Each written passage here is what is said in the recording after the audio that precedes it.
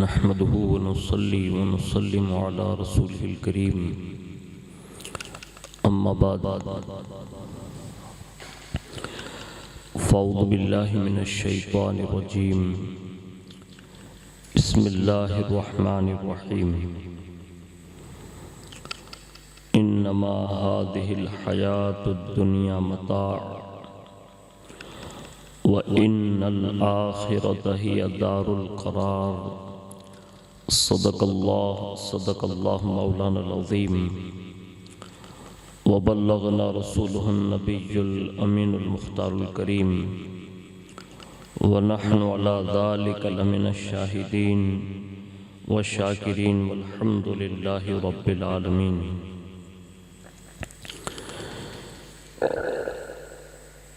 آئیے سب سے پہلے مذہب اہل سنت والجماعت یعنی کہ مسلک اعلیٰ حضرت کے قدیم دستور کے مطابق ہم سب کے آقا و مولا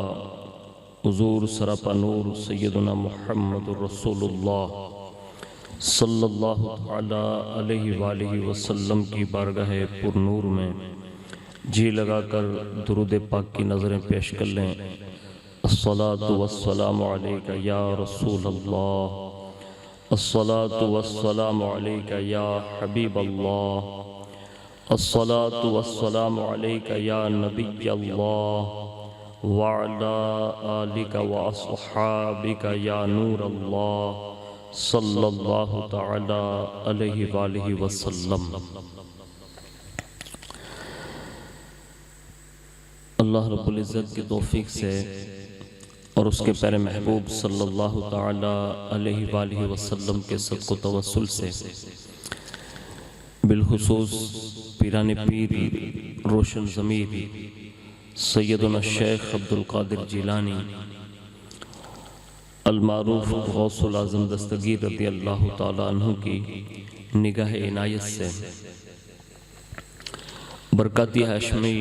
چینل کے ذریعے سے ہم اور آپ دنیا کی حقیقت کیا ہے اور دنیا کی مذمت کے حوالے سے گفتگو سماعت کر رہے ہیں. اللہ رب العزت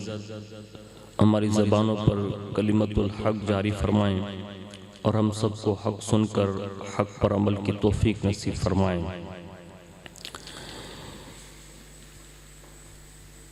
گزشتہ ایک بیان میں قرآن عظیم اور احادیث کی روشنی میں دنیا کے حوالے سے اور دنیا کی حقیقت کے حوالے سے ہم نے اور آپ نے بہت ساری باتیں سماعت کی ہیں. آج کی گفتگو قرآن عظیم کی سورہ مؤمن آیت نمبر 39 میں اللہ رب العزت ارشاد فرماتا ہے انما هذه الحیات الدنیا متاع،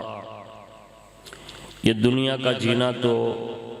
کچھ برتنا ہی ہے. وَإِنَّ الْآخِرَةَ هِيَ دَارُ الْقَرَارِ، اور بے شک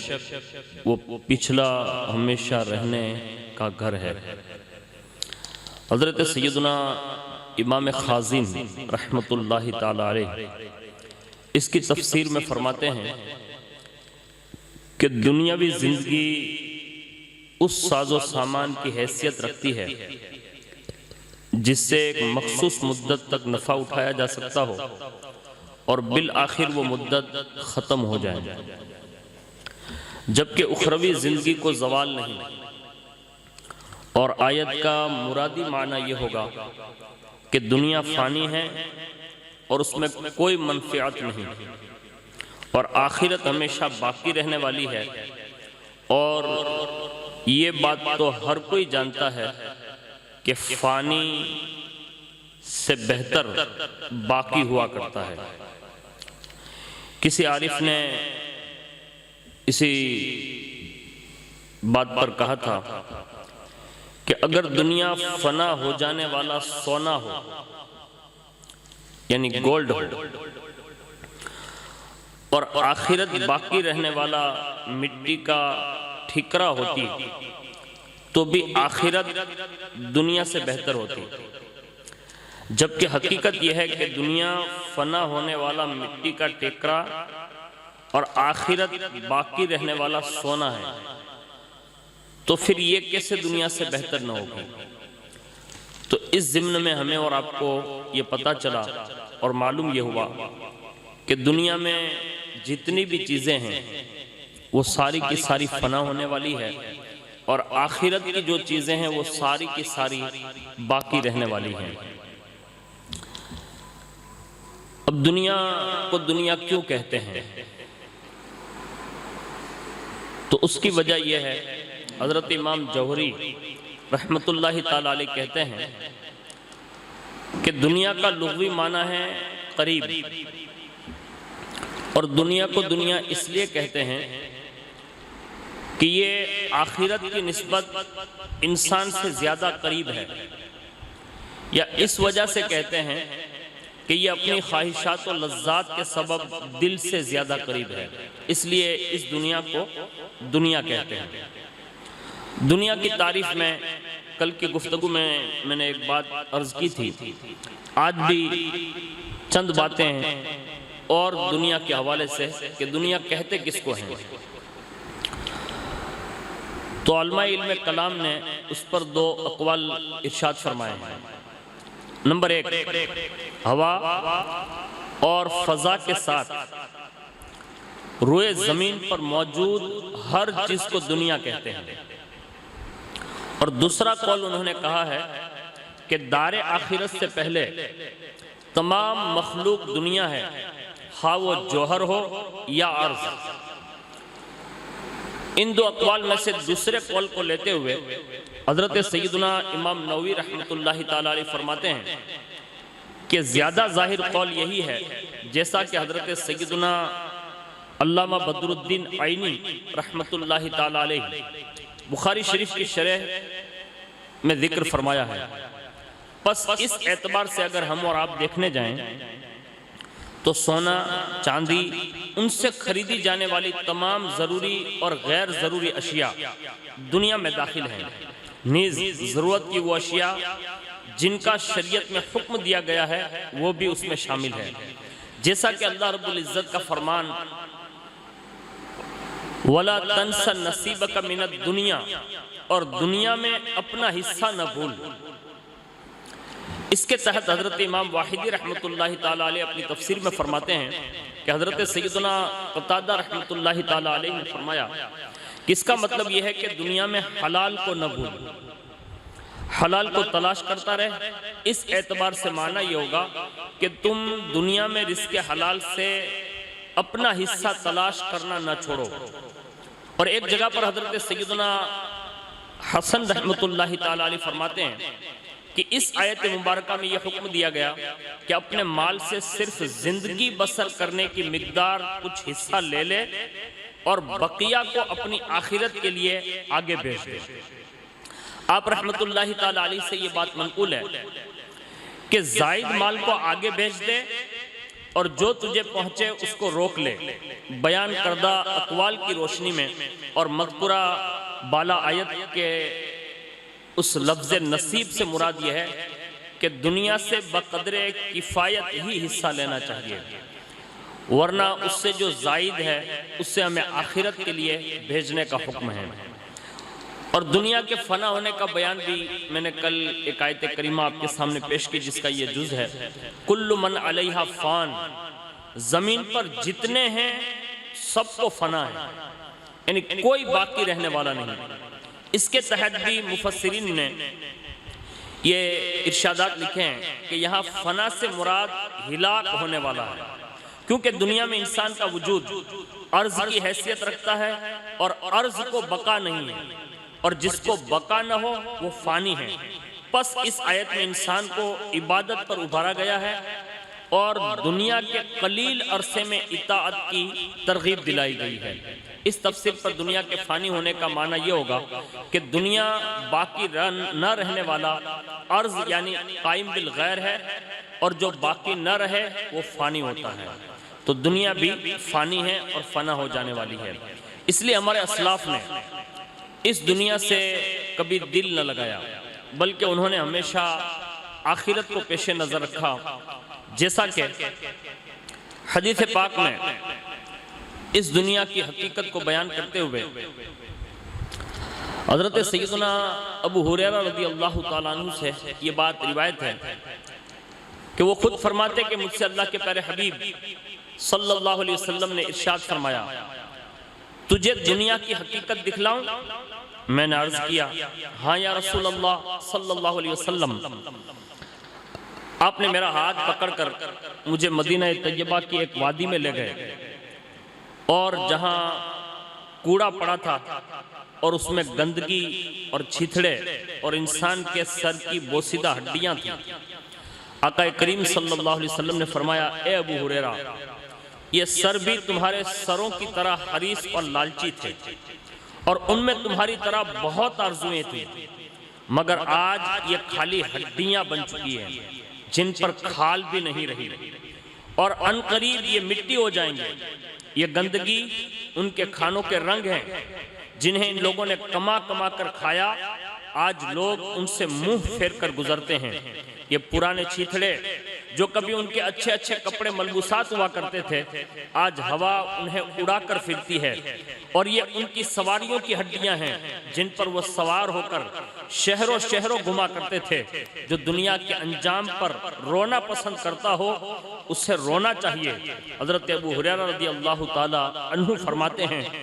کہ پھر میں اور آقا کریم صلی اللہ علیہ وسلم بہت روئے۔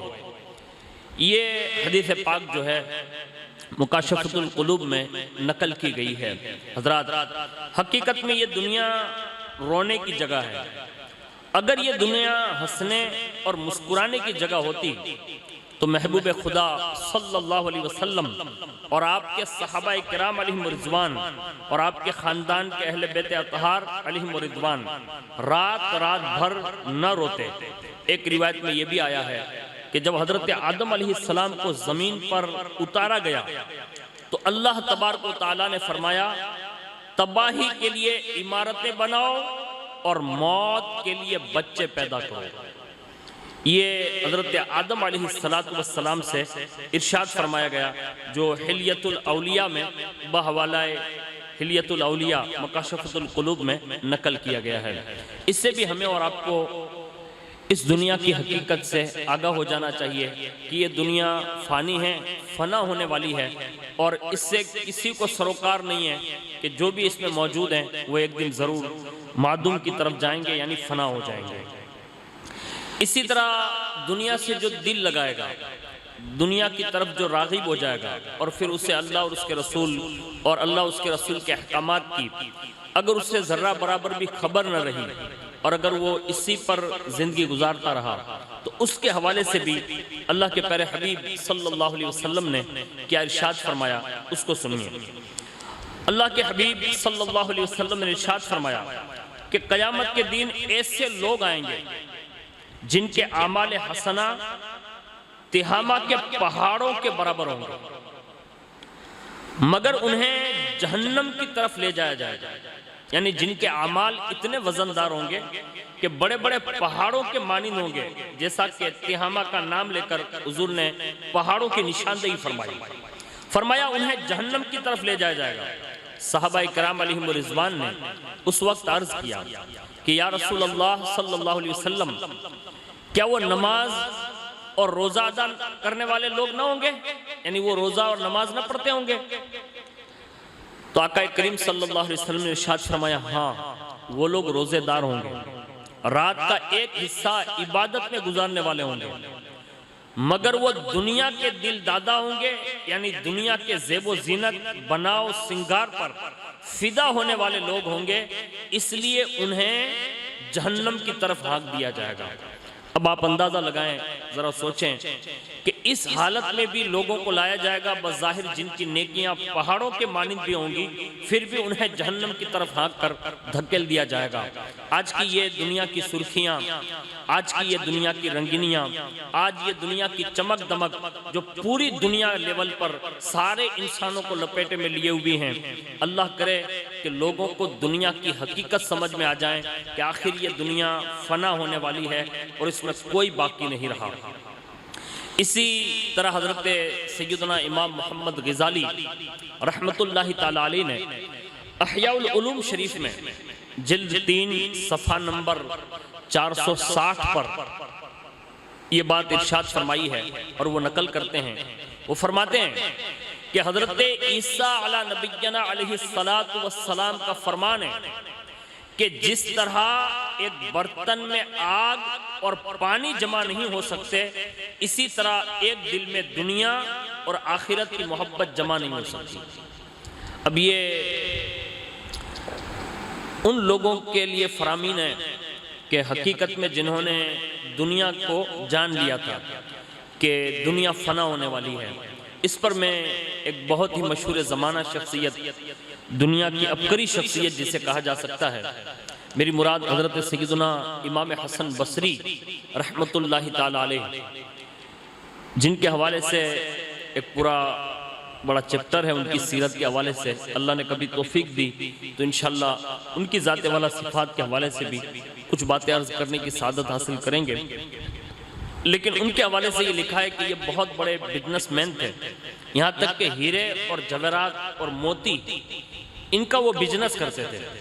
اور ایک ملک میں جا کر وہاں کے وزیر اعلیٰ سے انہوں نے پارٹنرشپ کے لیے بات کہہ دی۔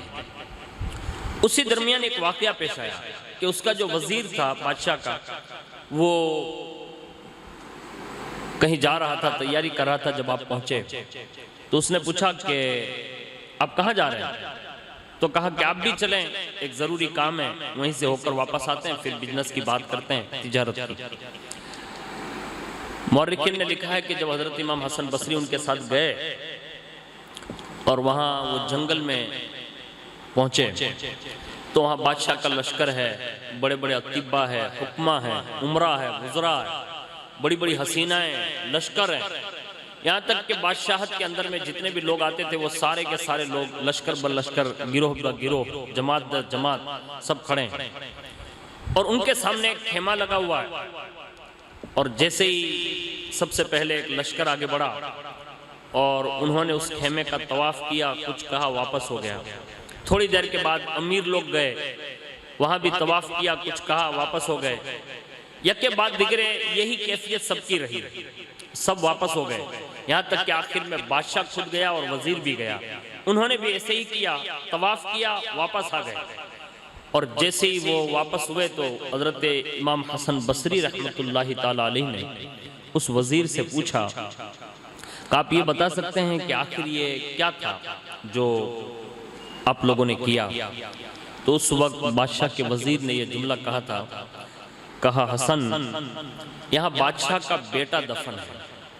اور ہم ہر سال ایک بار یہاں آتے ہیں، اور آپ نے جو دیکھا کہ لشکر کچھ کہہ کر نکل رہے تھے تو کہا کہ وہاں جا کر ہر بندہ یہ کہتا تھا کہ اے بادشاہ کے بیٹے، اگر لشکر کی طاقت سے موت سے تجھے بچایا جا سکتا تو ہم تجھے بچا لیتے، لیکن لشکر کی طاقت سے بھی موت سے کسی کو چھٹکارا نہیں مل سکتا تھا۔ اسی طرح حکیموں نے کہا، اسی طرح حسیناؤں نے کہا، اسی طرح مالداروں نے کہا، وزیروں نے کہا، یہاں تک کہ بادشاہ اور میں خود بھی گئے اور ہم لوگوں نے بھی یہی کہا اگر بادشاہت سے تجھے موت کے پنجے سے بچایا جا سکتا تو تجھے ضرور بچا لیتے، لیکن ایسا نہیں ہو سکتا، اس لیے ہم لوگ یہی کہہ کر ہر سال واپس ہو جاتے ہیں۔ اس سے آپ اندازہ لگا سکتے ہیں کہ اس دن حضرت امام حسن بصری فرماتے ہیں کہ میرے دل سے اسی وقت دنیا کی محبت نکل گئی اور میں نے سوچا کہ جب دنیا فنا ہی ہونے والی ہے اور موت سے کائنات کی کوئی چیز نہیں بچا سکتی تو اب تجارت دنیا داروں سے نہیں کریں گے، بلکہ اب تجارت ہوگی تو ڈائریکٹ اللہ رب العزت کی ذات سے ہوگی، اور آپ نے ہمیشہ ہمیش کے لیے اللہ کی راہ میں اپنی زندگی جو ہے وقف کر دی۔ اس سے اندازہ یہ ہوتا ہے کہ ان لوگوں کے سمجھ میں یہ بات آ گئی تھی کہ جیسے ایک برتن میں آگ اور پانی جمع نہیں ہو سکتے، اسی طرح ایک دل میں دنیا اور آخرت کی محبت بھی جمع نہیں ہو سکتی۔ اور آگے حضرت امام غزالی رحمۃ اللہ تعالی علیہ فرماتے ہیں کہ حضرت جبریل علیہ السلام نے حضرت نوح علیہ السلام سے پوچھا کہ آپ نے تو بہت لمبی عمر پائی ہے، یہ بتائیں کہ آپ نے دنیا کو کیسا پایا؟ تو حضرت نوح علیہ السلام نے فرمایا دنیا ایک سرائے ہے جس کے 2 دروازے ہیں، ایک دروازے سے داخل ہوا اور دوسرے دروازے سے نکل گیا۔ اللہ اکبر۔ یہ میں نے حضرت نوح علیہ السلام کی زبان مبارک سے جو کلمات نکلے تھے وہ میں نے آپ تک پہنچائے۔ آپ اندازہ لگائے کہ انہوں نے دنیا کو ایک سرائے کہا، یعنی یہ مسافر خانہ ہے، ایک آدمی آتا ہے ایک آدمی نکل جاتا ہے، بس اسی طرح یہ دنیا سے ہر بندہ یکے بعد دیگرے نکلنے ہی والا ہے۔ اور اس سے پہلے میں نے ایک حدیث شریف بیان کی تھی جس میں اللہ کے پیارے حبیب صلی اللہ علیہ وسلم نے ارشاد فرمایا دنیا مومن کے لیے قید خانہ اور کافر کے لیے جنت ہے۔ حدیث شریف سے صاف طور پر ثابت ہوا کہ دنیا کی حقیقت مومن کے لیے ایک قید خانے جیسی ہے، اور کوئی بھی نادان شخص قید خانے میں دل نہیں لگاتا، اور دنیا کی حقیقت کافر کے لیے جنت ہے۔ گویا یہ دنیا کافر کے لیے سب کچھ ہے، اور دنیا ہی میں کافر کو اس کی نیکیوں کا صلہ اور بدلہ مل جاتا ہے، کچھ بھی قیامت کے لیے باقی نہیں رہتا۔ مومن کو اس کی نیکیوں کا بدلہ دنیا میں تو ملتا ہی ہے، مگر اصل بدلہ بروز قیامت جنت کی شکل میں مومن کو عطا فرمایا جائے گا۔ حضرات، دنیا میں کافر اس لیے بھی زیادہ آسودہ حال اور بظاہر کامیاب رہتا ہے کہ اس کو سب کچھ دنیا ہی میں دیا جاتا ہے۔ حضرت ابو اللیث سمرقندی رحمۃ اللہ تعالی علیہ فرماتے ہیں کہ چوتھے آسمان پر 2 فرشتے کی آپس میں ملاقات ہوئی، اور ان فرشتوں کی ملاقات کے بعد ایک فرشتے نے دوسرے فرشتے سے پوچھا کہ کہاں جا رہے ہو؟ تو فرشتے نے کہا کہ فلاں شہر میں ایک یہودی مرنے والا ہے، اور اس نے مچھلی کھانے کی آرزو کی ہے، لیکن اس کے علاوہ علاقے کے دریا میں مچھلیاں نہیں ہیں، تو مجھے حکم ملا ہے کہ مچھلیوں کو اس کے دریا میں لے جاؤں تاکہ اس یہودی کے آدمی ان کو پکڑ کر اس یہودی کی امید کی تکمیل کر سکے، کیونکہ اس کی ایک نیکی باقی ہے جس کا بدلہ اللہ تعالیٰ اس کی موت سے پہلے دنیا ہی میں دینا چاہتا ہے۔ دوسرے فرشتے نے کہا کہ مجھے بھی ایک حکم ملا ہے کہ فلاں شہر میں ایک نیک شخص ہے جس کی برائی کی سزا اللہ تعالیٰ نے اسے دنیا میں ہی دے دی ہے، اب اس کی موت کا وقت قریب ہے، اور اس نے زیتون کی خواہش کی ہے، لیکن اس کا ایک گناہ ابھی باقی ہے۔ اللہ تعالیٰ نے مجھے حکم دیا ہے کہ میں زیتون کو برتن سے گرا دوں تاکہ اس کی خواہش پوری نہ ہو سکے، جس کی وجہ سے اسے رنج ہو، تکلیف ہو، تو اللہ تعالیٰ اس رنج اور تکلیف کے عوض اس کا گناہ بخش دے،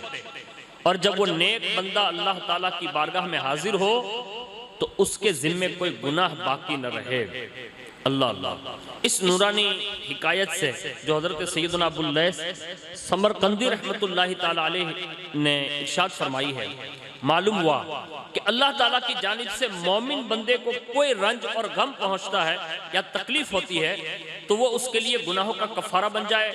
اور مومن تکلیف کے وقت یہ دعا پڑھتا ہے انا للہ و انا الیہ راجعون۔ حضرت عیسیٰ علیہ السلام سے پوچھا گیا کہ آپ رہنے کے لیے گھر کیوں نہیں بناتے؟ اللہ اللہ۔ حضرت عیسیٰ علیہ السلام سے پوچھا گیا کہ آپ رہنے کے لیے گھر کیوں نہیں بناتے؟ آپ نے فرمایا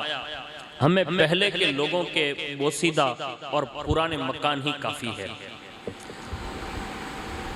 اللہ اکبر۔ اللہ کے پیارے حبیب صلی اللہ علیہ وسلم نے ارشاد فرمایا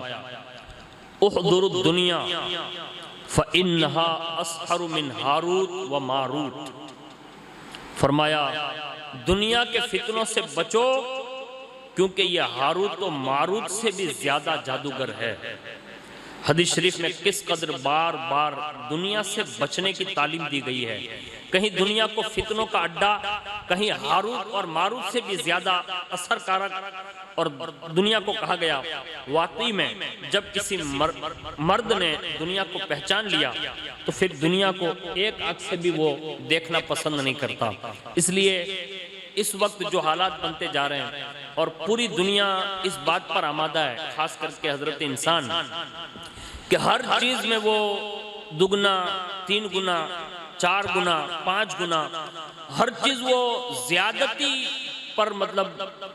وہ مبتلا ہے کہ کثرت ہو جائیں ہر چیز کی. تو یاد رکھیے گا کہ مومن کے لیے ہر چیز یہاں نہیں ہے. کائنات میں اس وقت جو ہے دنیا میں ہے، اور ہمارے لیے یہاں بمثل قید خانے ہر چیز کی فیسیلیٹی ہمیں میسر نہیں ہوگی، بلکہ قیامت کے دن جب مومن بندہ جنت پہنچ جائے گا اور پھر وہ اس کے دل میں ارادہ کرے گا، اس کا ارادہ مکمل ہوگا، اس سے پہلے وہ ساری چیزیں اسے میسر کر دی جائے گی. یہ اللہ کی طرف سے وہاں یہ انعام دیا جائے گا. جیسا کہ مثنوی شریف میں حضرت مولانا رومی رحمت اللہ تعالیٰ علیہ نے حضرت سلطان ابراہیم بن ادھم رحمت اللہ تعالیٰ علیہ کا نورانی واقعہ بیان فرمایا ہے، جس کا خلاصہ ہے کہ ایک مرتبہ کی بات ہے کہ رات کو بادشاہ حضرت سیدنا ابراہیم بن ادھم اپنی شاہی محل میں شاہی مسند پر آرام فرماتے کہ آپ نے شاہی محل کی چھت پر کسی کے چلنے کی آواز سنی کہ خوب زور زور سے چھت پر کوئی چل رہا ہے. تو انہوں نے سوچا یہ کون ہو سکتا ہے اور کس کی ہمت ہے کہ بادشاہ کے محل میں شاہی محل پر چڑھ کر چھت پر چلے اور پھر بھی وہ رات کے وقت چلے، کیا اسے خوف نہیں ہوا ہوگا؟ تو حضرت ابراہیم بن ادھم نے شاہی محل کی کھڑکی میں سے آواز دی، کون ہے؟ یہ آدمی ہے یا جن؟ تو کچھ لوگوں نے کہا کہ شاہی محل میں کچھ تلاش کر رہا. حضرت ابراہیم بن ادھم نے فرمایا تم لوگ کیا ڈھونڈ رہے ہو؟ تو بولے کہ ہم لوگ اونٹ تلاش کر رہے ہیں. تو بادشاہ نے کہا ارے تم لوگ اونٹ کو بادشاہ کے محل میں تخت پر ڈھونڈ رہے ہو اور چھت پر چڑھ کر محل میں ڈھونڈ رہے ہو؟ کیا اونٹ بادشاہ کے محل میں مل سکتا ہے؟ اونٹ تخت پر کیسے مل سکتا ہے؟ بس ان لوگوں نے جواب دیا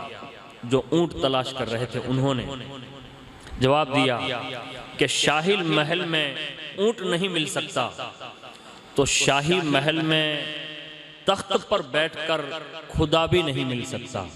اللہ اللہ. بادشاہ ابراہیم بن ادھم کے دل پر اس بات کا کچھ ایسا اثر ہوا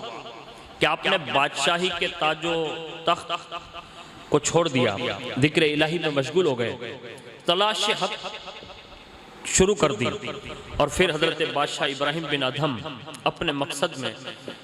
اس حد تک کامیاب ہوئے. پہلے سروں کے بادشاہ تھے، یعنی حکومت میں جتنے لشکری تھے، جتنے لوگ بستے تھے، ان کے سروں کے وہ بادشاہ تھے. لیکن جب یہ دنیا چھوڑی اور حق کی تلاش شروع کر دی اور جب حق کی لذتیں ملنے لگی تو اب وہ دلوں کے بادشاہ ہو گئے. پہلے جسمانی حکومت کے بادشاہ تھے، اب اللہ تعالیٰ نے روحانیت کے تخت کے بادشاہ بنا دیا. اور ہند کے راجہ ہمارے خواجہ سلطان الہند غریب نواز رضی اللہ تعالیٰ عنہ جیسے بزرگ شخصیت بھی آپ کے سلسلوں میں مرید ہیں، اور بحر و بر میں آپ کی روحانیت کا آج بھی سکہ چلتا ہے. اب آپ اندازہ لگا سکتے ہیں کہ ایسے بڑے بڑے لوگ جن کو اللہ نے جب دنیا سے بچانا چاہا تو اس طرح انہیں متنبع کر کے، انہیں حق کی تلاش میں لگا کر، انہیں حق کے قریب کر کے، انہیں دنیا اور ما فیہا سے بے خبر کر کے، انہیں اللہ نے اپنے قرب خاص کے جلووں سے مالا مال فرمایا. چنانچہ انہی کے حوالے سے بیان فرمایا گیا ہے کہ حضرت ابراہیم بن ادھم رحمت اللہ تعالیٰ علیہ ایک دن دریا کے کنارے بیٹھے ہوئے تھے اور اپنی پرانی پھٹی ہوئی گدڑی سل رہے تھے. اتفاقاً اس طرف سے آپ کا وزیر جو پہلے رہ چکا تھا آ گیا اور آپ کو اس حالت میں دیکھ کر وہ حیران رہ گیا اور کہنے لگا، حکومت کو خیر آباد کہہ کر اور چھوڑ کر اب فقیروں کی طرح گدڑی سل رہے ہیں۔ آپ علیہ رحمہ یعنی حضرت ابراہیم بن ادہم نے وزیر سے یہ بات سن کر اپنی سوئی جو تھی نا وہ ایسے دریا میں پھینک دی اور اس کے بعد آواز دی، اے وزیر اب یہ میری سوئی لا کر مجھے دکھلا دو۔ وہ وزیر یہ بات دیکھ کر دل میں کہنے لگا، لو یہ تو نئی بات ہے، اور سنو کہ بھلا سوئی دریا میں گری ہوئی کبھی واپس بھی مل سکتی ہے؟ لیکن اس وزیر نے دیکھا کہ جب وہ وزیر یہ کہنے لگا کہ اب یہ واپس نہیں مل سکتی تو حضرت ابراہیم بن ادہم کے ابرو کے اشارے پر ہزاروں مچھلیاں ایک آواز سنتے ہی سونے کی سوئیاں لے کر پانی سے باہر آ گئی، اور جیسے ہزاروں مچھلیاں اپنے منہ میں سونے کی سوئیاں لے کر باہر آئی اور انہوں نے یہ کہا کہ حضرت یہ سوئی لے لیجئے، وہ وزیر یہ عجیب نظارہ دیکھ کر حیران رہ گیا۔ پھر بھی حضرت ابراہیم بن ادہم نے اس وزیر کو دیکھ کر فرمایا، اب بتاؤ یہ روحانی و حقانی بادشاہت اچھی ہے یا وہ فانی بادشاہت اچھی ہے؟ اب بادشاہ وقت جو تھے تو اس زمانے میں صرف انسان کام کرتے تھے، لیکن جب انہیں اس فانی دنیا سے کنارہ مل گیا اور انہوں نے روحانیت کی دنیا کو اختیار کیا اور آخرت کو پسند فرمایا تو اللہ رب العزت نے اب ان کی حکومت کو یہ شارٹ کٹ نہیں کیا اور بلکہ اور زیادہ وسیع کر دیا، یہاں تک کہ سمندر کی تہ میں رہنے والی مچھلیاں بھی ان کا کہنا ماننے لگی، اور وہ ساری سوئیاں جو سونے کی تھی آپ نے ان مچھلیوں سے کہا کہ مجھے یہ تمہاری سونے کی سوئیاں پسند نہیں، مجھے تو اپنی ہی وہ سوئی چاہیے۔ بس اس کے بعد ساری مچھلیاں واپس ہوئی اور ایک مچھلی نے آ کر آپ کی سوئی واپس کر دی۔ حضرات آپ نے دیکھ لیا کہ دنیا کی سلطنت چھوڑ دینے اور ذکر خدا میں دل لگانے سے اللہ تعالیٰ روحانیت کی حکومت کا بادشاہ بنا دیتا ہے۔ دنیاوی بادشاہت ختم ہو جائے گی مگر روحانیت و ولایت کی بادشاہت و حکومت ہمیشہ قائم اور دائم رہے گی۔ اللہ تعالیٰ ہمارے دل و دماغ کو دنیا سے موڑ کر دین کی فکر اور ذکر کرنے کی ہمیں توفیق نصیب فرمائے۔ اسی طرح دنیا کی حقیقت کو بیان کرتے ہوئے حضرت امام جلال الدین سیوطی رحمت اللہ تعالی علیہ وہ نقل فرماتے ہیں کہ ابن سماک نام کے ایک بزرگ تھے، خلیفہ بغداد ہارون رشید کے پاس تشریف لے گئے۔ ہارون رشید نے پیاس کو بجھانے کے لیے پانی طلب کیا،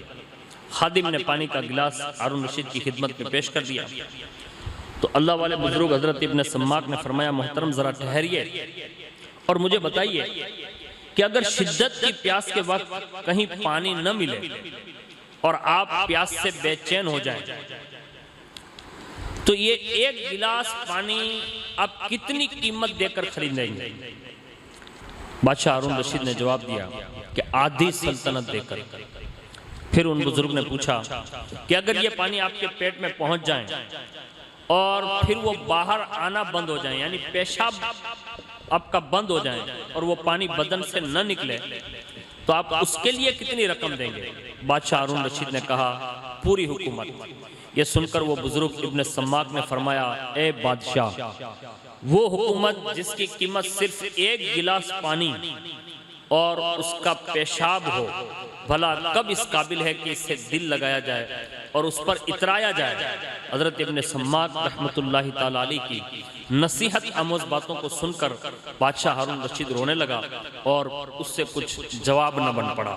یہ ہمارے اسلاف کا طریقہ تھا کہ بڑے بڑے بادشاہوں کے سامنے جا کر بھی انہوں نے دنیا کی حقیقت بیان کی، ان کی حکومتوں کی حقیقتیں بیان کی۔ آج جتنے بھی احباب برکاتی ہاشمی چینل کے ذریعے مجھے سن رہے ہیں،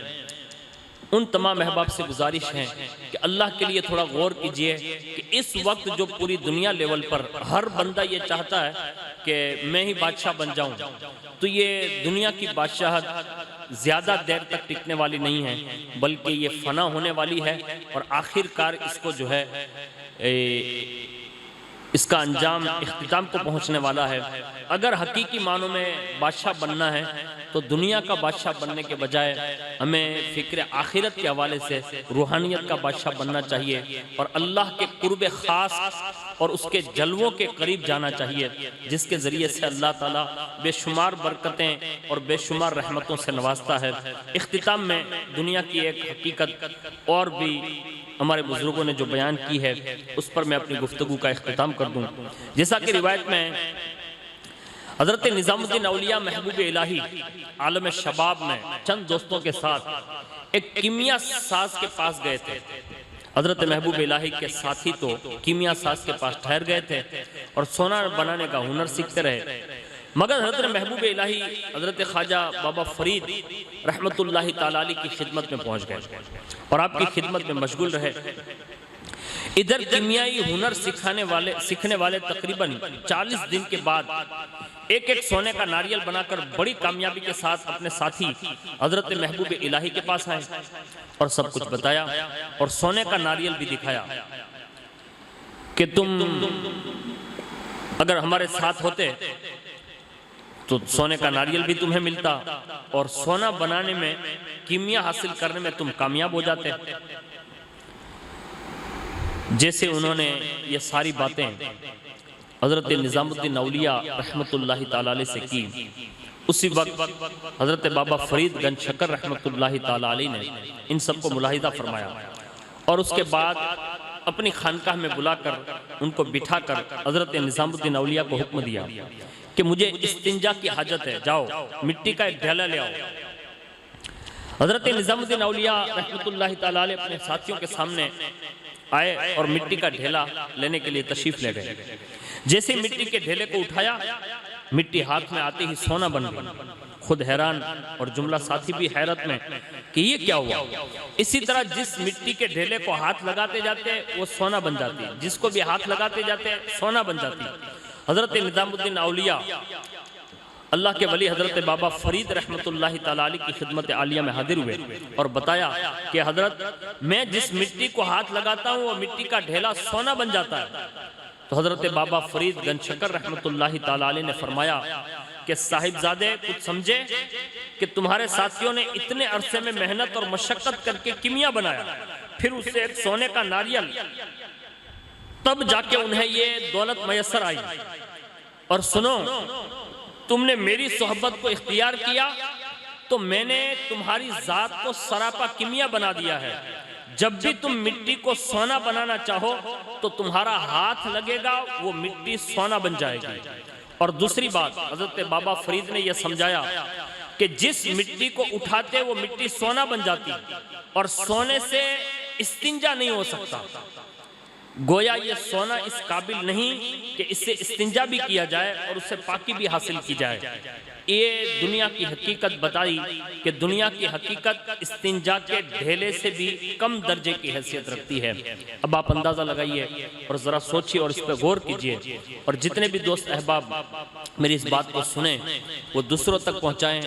اور لوگوں کو اس بات سے آگاہ کریں کہ ہم جس دنیا میں بس رہے ہیں اور پوری دنیا نے جو ہمارے دلوں پر ایک ڈیرا ڈالا ہوا ہے اور لوگ اس میں مشغول ہو گئے، اور اس دنیا نے اللہ اور اس کے رسول کی یاد سے ہمیں اب کو سب کو غافل کر رکھا ہے۔ تو اس سے بچیے اور اس کے فتنوں سے آگاہ رہیے اور آخرت کی فکر کیجئے، اسی میں ہماری آپ کی سب کی بھلائی ہے۔ اللہ تعالیٰ مجھے آپ کو سب کو کہنے سننے سے زیادہ عمل کی توفیق عطا فرمائے۔ وما علینا الا البلاغ۔ السلام علیکم ورحمۃ اللہ وبرکاتہ۔